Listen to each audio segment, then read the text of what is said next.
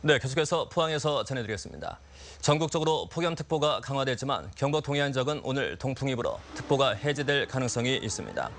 또 오늘 오후부터 내일 새벽까지 5에서 40mm의 비가 내리겠습니다.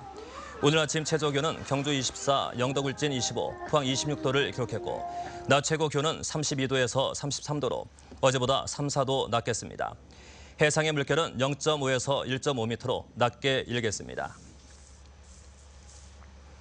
형산강 수은 제첩 파동에 포항시가 안일하게 대응하면서 시민들의 불안감이 커지고 있습니다. 형산강 중금속 오염 사실이 여러 번 드러났었지만 포항시는 알고도 별다른 대책을 세우지 않았습니다. 장성훈 기자가 취재했습니다. 지난 6월 형산강에서 잡은 제첩에서 기준치를 초과하는 수은이 검출됐지만 포항시는 한 달 넘도록 언론과 시민에게 적극적으로 알리지 않았습니다. 결국 그 사이에도 수은 제첩은 계속 잡혀 시중에 유통됐고 시민들은 불안감을 감추지 못하고 있습니다. 그걸 숨겼다는 게 일단 많이 분노스럽네요. 저는 금방 들었는데도 좀 그런 느낌이 듭니다. 더 심각한 문제는 형산강의 중금속 오염 사실이 이미 여러 차례 확인됐는데도 포항시가 별다른 조치를 하지 않았다는 겁니다. 지난 2011년 국립환경과학원이 실시한 중금속 검사에서 형산강 퇴적물에서 검출된 수온은 0.144mg, 강바닥에 사는 생물에 독성이 나타날 가능성이 비교적 높은 3등급으로 우려 수준 이상입니다. 2년 전 포항지방해양항만청이 형산강 하구와 인접한 영일만 9개 지점의 환경영향평가를 한 결과에서도 중금속 오염은 심각했습니다. 아연이 관리 기준치보다 2배 이상 높게 나왔고 카드뮴과 비소 납 등도 주의 기준을 초과하거나 육박했습니다. 또 석 달 전 형산강 둔치에서 채취한 쑥과 냉이에서도 기준치의 2배가 넘는 납이 검출되기도 했습니다. 이렇게 형산강과 영일만의 중금속 오염이 심각한 걸 알면서도 포항시는 매번 별다른 대책을 세우지 않았습니다. 최근의 흐름을 보면 시민들의 건강권은 무엇과도 바꿀 수 없는 중요한 권리거든요. 그 부분에 대해서 저희가 인식 수준이 낮다는 점은 굉장히 부끄럽습니다.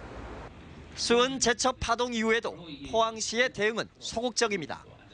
전수조사 방침을 밝혔지만 당장 형산강 퇴적물에 대한 중금속 검사를 의뢰하면서 수은 제첩이 나온 일대 3개 지점의 검사를 국한하고 상류에 있는 식수 치수원 등은 검사 대상에서 제외시켰습니다. 식수원 쪽은 왜 처치를 안 했죠? 상수원에 대가 저희들이 하는 게 없죠. 그 상수 사업소에서 그 해야 되는데 그 부분은.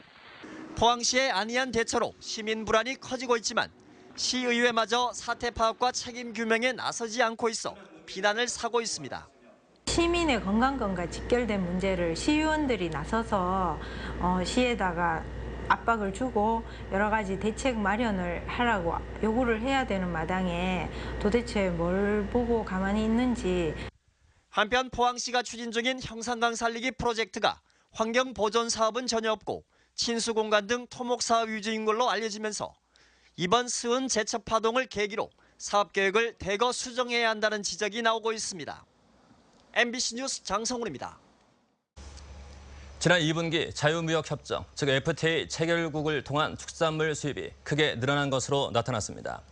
한국농촌경제연구원은 2분기 FTA 체결국을 통해 수입한 쇠고기는 9만 9천여 톤으로 지난해 같은 기간보다 26% 증가했고 특히 미국산은 2만 5천 톤에서 3만 8천 톤으로 52%나 늘어났습니다. 닭고기 수입량도 브라질산을 중심으로 2만 9천여 톤을 기록해 지난해에 비해 25% 늘었습니다.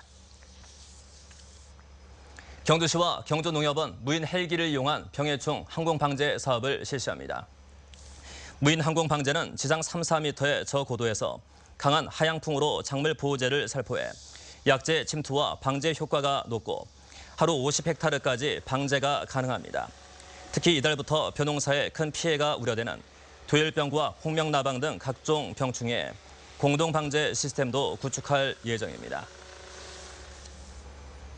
경북교육청이 추진하고 있는 특색 사업인 미래과학자 양성 프로그램이 성과를 내고 있습니다.